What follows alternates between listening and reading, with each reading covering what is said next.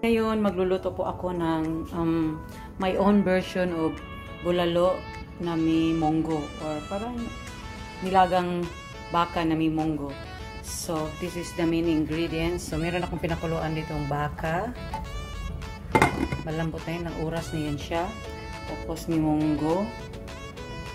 Tapos, lemongrass, tanglad. Tapos, frozen yan siya na malunggay. Na galing yan sa kaibigan ko. Tapos, kinip ko lang siya sa freezer para magstay ng matagal. Tapos, onion. Tapos, may vegetable oil. Ako, konti lang ilagay ko. Tapos, sili, ginger, garlic. Tapos, yung pampalasa is the salt, durog na paminta, at saka beef cubes na may ginisa mix. Konti lang. So, ito na po. Pwede na tayo.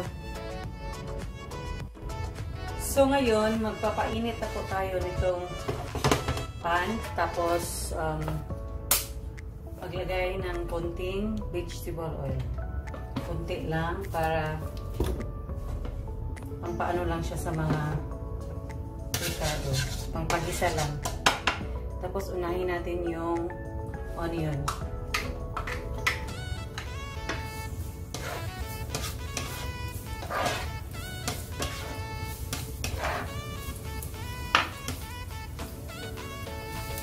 So kung okay na yung onion, pwede na natin sunod yung garlic.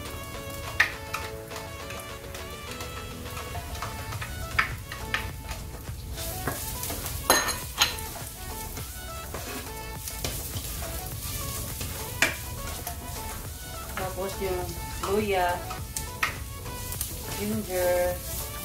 Gusto ko maraming ginger kasi masarap. Tapos pwede na rin natin ito ilagay ang tanglad o lemongrass para mag-soak yung ano niya, lasa niya.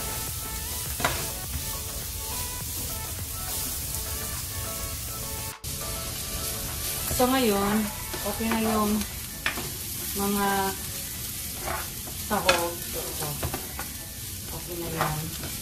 Okay na ito siya. So, ang isusunod ko dito. So, ngayon, okay na yung mga sahog. Ito.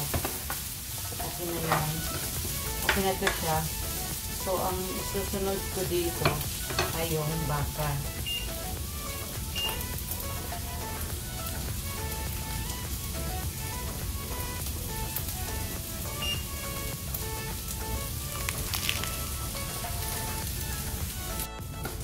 So guys, ito na siya. So okay na siya. Ang sunod ko ay yung baka. Ayan, nahirapan ako dun sa selfie stick ko. Sira na siya.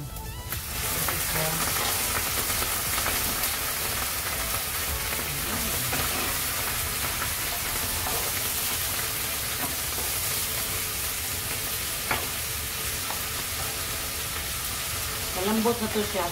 Kasi 48 years na itong pinakuluan. Ayan siya.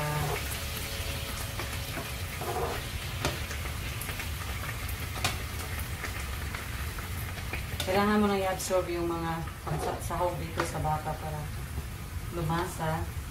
Tapos, takpan mo muna natin siya. Sandali. So, after nito, ayan na siya. Yung sabaw ng baka, pinakuluan ko siya kagabi. Tapos, kinabukasan, kinuha ko yung mga fats niya, yung mga mantika niya. So, wala tong mga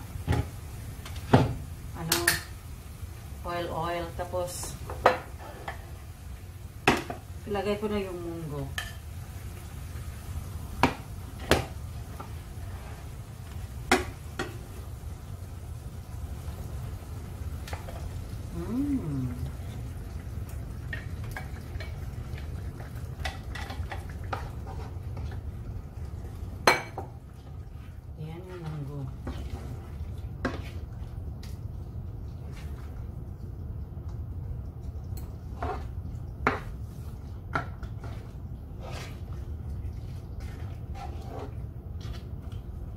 So, ngayon, may konti pang sabaw rito. So, lagyan natin siya para hindi naman super lapot. Kasi si Ada, mahilig siya sa masabaw. Gusto niya ng masabaw. Ayaw niya ng hindi masabaw. Mahilig kasi siya sa bulalo. Kaya, pilutuan ko siya nito. Mas masarap pag may munggo. Para at least may gulay. So, after nito, lagay ko na lang yung beef cubes. Tapos, yung salt. Konti lang yung salt dito. Rock salt. Tapos, may ginisang mix ako konti. Para may lasa. Tapos, paminta. Huwag naman madami kasi madami to siya.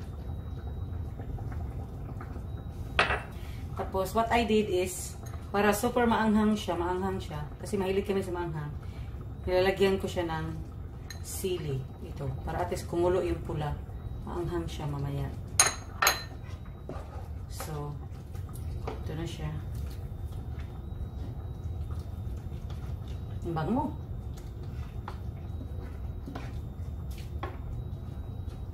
Tapos, antayin lang na kumulo uli.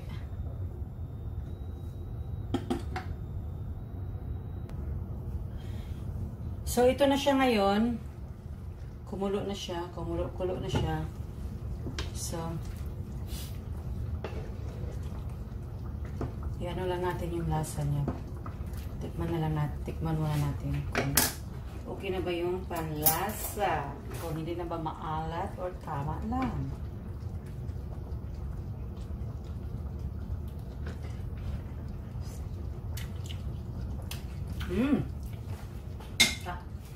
Tama lang siya. Ayoko ng maalat. Hindi ako mahilig sa maalat ngayon. So ngayon, ilalagay na natin yung ibang sili. Nasa sa inyo na yun ha, kung gusto niyo maanghang. Kasi kami, mahilig kami sa maanghang. Super hilig. Kasi si Adam, kinakain niya yung sili. Pero ito namang sili na to, hindi siya masyadong maanghang. Hindi gaya sa Pilipinas na yung mga maliliit. Super anghang. So ito naman, hindi masyado. Tama lang siya. Kinakain ni Adam yan. So, antayin lang natin. Kumulo uli. Tapos, kasi lambot na yung baka, oh. Super lambot. Pulo. Malinis itong ano ko, halutuan ko dito. Pinunasan ko siya. So, guys, I think pwede na to siya. Lagyan na natin yung malunggay. Yung malunggay ko, oh.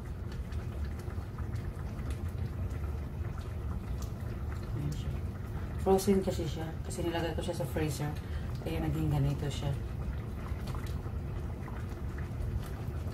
Masarap itets. Very healthy.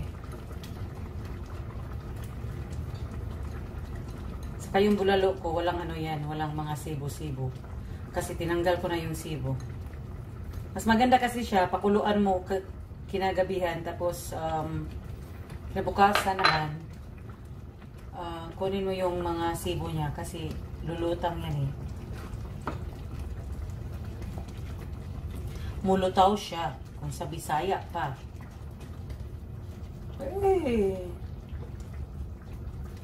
Ay. May lemongrass. May ano pala ako.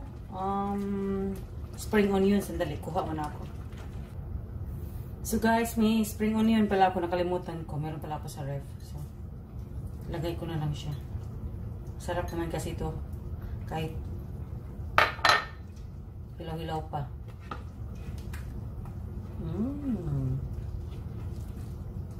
Yan siya. Bulalo with munggo.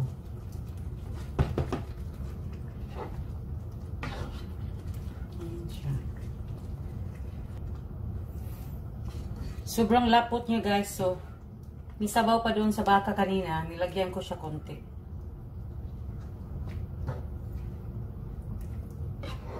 Kasi wala, halos ano na siya eh.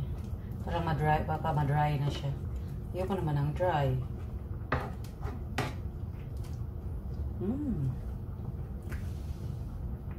Tingnan nyo.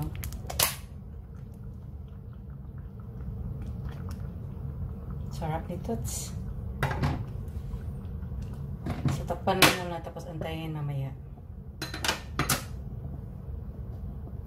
So guys, ito na po yung finished product ng bulalo-monggo with lots of malunggay and sili. Hope you enjoy my video. Thank you for watching. Luto din kayo sa bahay nyo ng ganito. Mas super sarap. May enjoy to ng mga kids kasi masarap siya. Thank you for watching.